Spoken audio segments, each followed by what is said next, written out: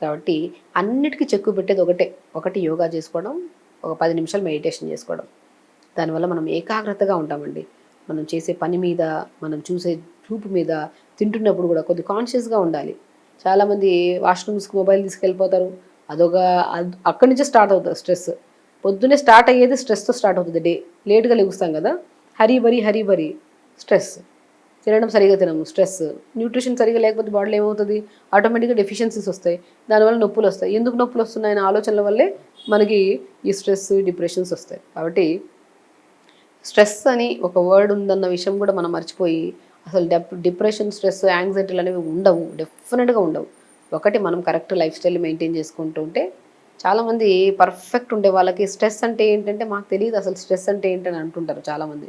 Because వాళ్ళు మైండ్‌ఫుల్‌గా ఉంటారు. ఎక్కువ టెన్షన్స్ తీసుకోరు. హ్యాపీగా ఉండాలి. ఒకటే లైఫ్ మనకి. హ్యాపీగా ఎంత హ్యాపీగా ఉంటే అంత హ్యాపీ హార్మోన్ రిలీజ్ అవుతది. ఎంత హ్యాపీ హార్మోన్ రిలీజ్ అయితే అన్ని డిసీజెస్ మనకి రావు. ప్రభుత్వ నియంతృత్వాన్ని ప్రశ్నిద్దాం. సాక్షి టీవీపై జరుగుతోన్న దమనకాండను అడ్డుకుందాం. తెలుగువారి మనస్సాక్షి సాక్షి టీవీ. సాక్షి టీవీ ప్రసారాల కోసం వెంటనే మీ లోకల్ ఆపరేటర్ని సంప్రదించండి.